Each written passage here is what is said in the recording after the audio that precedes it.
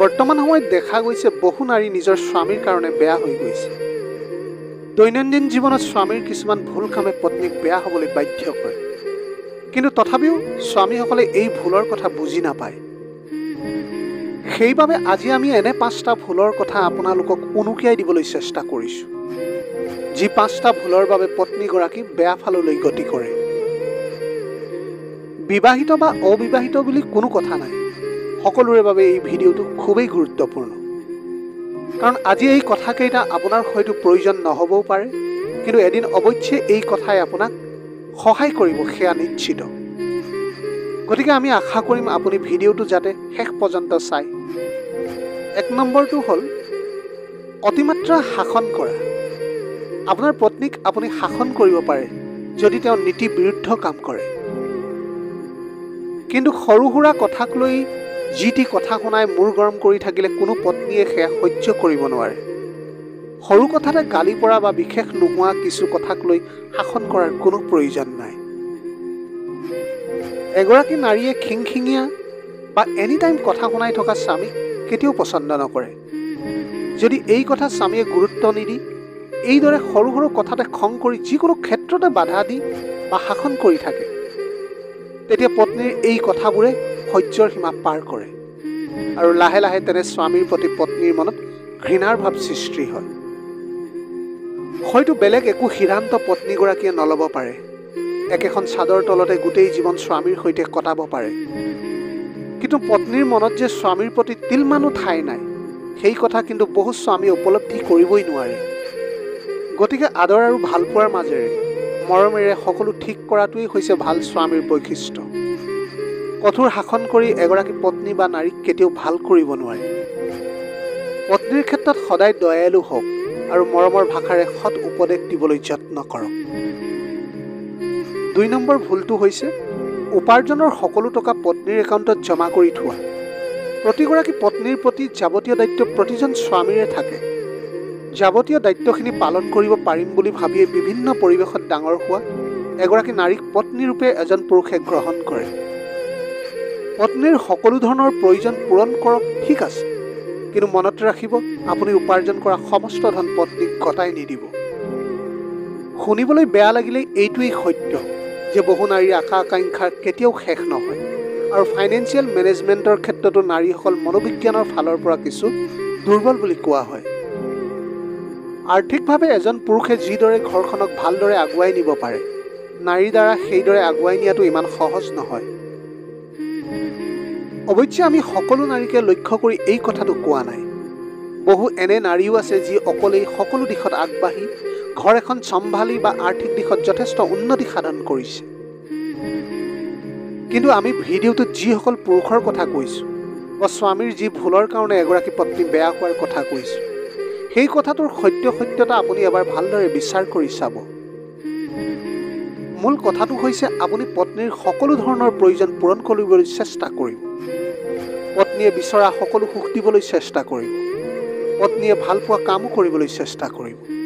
কেতিয়াও পত্নীক কষ্টত নাৰাখিব, কিন্তু ভুলতো নিজৰ উপাৰ্জনৰ সমস্ত ধন পত্নীৰ একাউণ্টত জমা নকৰি বা গোটেইখিনি টকা পত্নীৰ হাতত গতাই নিদিব। 3 নম্বৰ ভুলটো হৈছে পৰকীয়া প্ৰেম।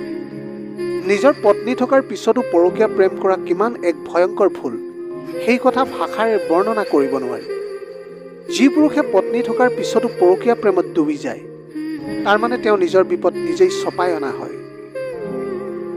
এই পাপৰ কাৰণে মানুহৰ ইহকাল আৰু পৰকাল দুয়োটাই নষ্ট হৈ পৰে, আৰু এনে স্বামী নিজৰ পত্নীৰ দৃষ্টিতে অত্যন্ত বেয়া হৈ পৰে।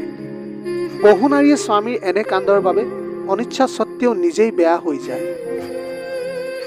স্বামীৰ পৰা পোৱা এনে আঘাতে বহু পত্নীৰ মনত প্ৰতিশোধৰ অগ্নি জ্বলাই তোলে। ফলত বহু ভাল চৰিত্ৰৰ পত্নীয়ে স্বামীৰ চূড়ান্ত অনীহা আৰু অৱহেলাৰ বাবে নিজকে জঘন্য পৃথিৱীখনত গম নোপোৱাকৈ সুমুৱাই পেলায়।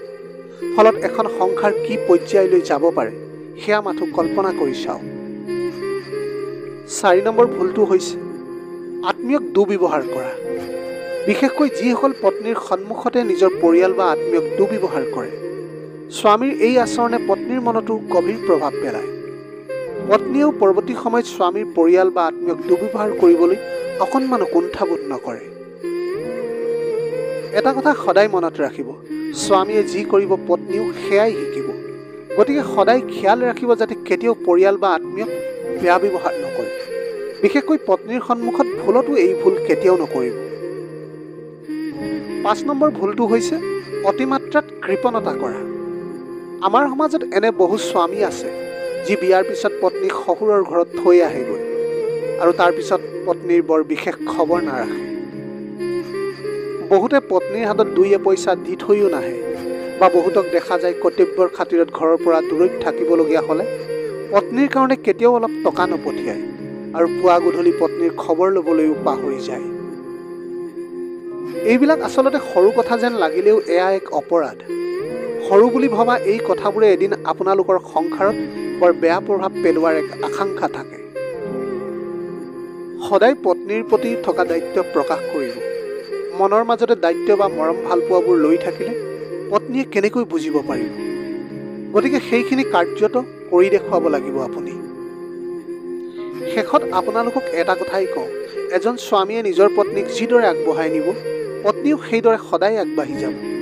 যিসমূহ ভুলৰ কথা আজি আমি আঙুলিয়াই দিছোঁ, এই ভুলবোৰ যদি কোনো স্বামীয়ে কৰিছিল তেন্তে এতিয়াৰে পৰা সেই ক্ষেত্ৰত সাৱধান হওক আৰু প্ৰথমৰ পৰা মৰম ভাল পোৱাৰ যিডাল বান্ধোনেৰে বান্ধ খাই আছিল সেই বান্ধোনডাল আৰু অধিক শক্তিশালী কৰি আগবাঢ়ক জীৱনত।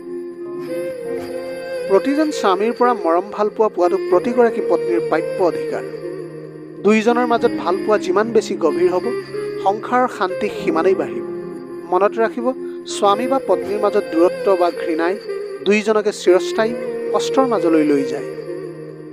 অৱশেষত আমাৰ এটাই প্ৰাৰ্থনা, যাতে ভগৱানে আমাৰ প্ৰতিগৰাকী দৰ্শকৰ দাম্পত্য জীৱন সুখ আৰু শান্তিৰে ভৰাই তোলে। আশা কৰোঁ আজি ভিডিঅ'টি চাই ভাল পালে। যদি ভাল লাগিল তেনেহ'লে লগৰ বন্ধু বান্ধৱীসকলৰ মাজত শ্বেয়াৰ কৰিবলৈ নাপাহৰিব। আপোনালোকৰ গোটেই জীৱনটো হাঁহিৰে উপচি পৰক। পাৰিলে দুখীয়াজনক অলপ সহায় কৰিবলৈ চেষ্টা কৰিব। আপোনালোকৰ অকণমান সঁহাৰিয়ে যদি কোনোবা এজন দুখীয়াৰ জীৱনটো সলনি কৰিব পাৰে, তাতকৈ পুণ্যৰ কাম আৰু এই পৃথিৱীত একোৱেই হ'ব নোৱাৰে। Have a nice day.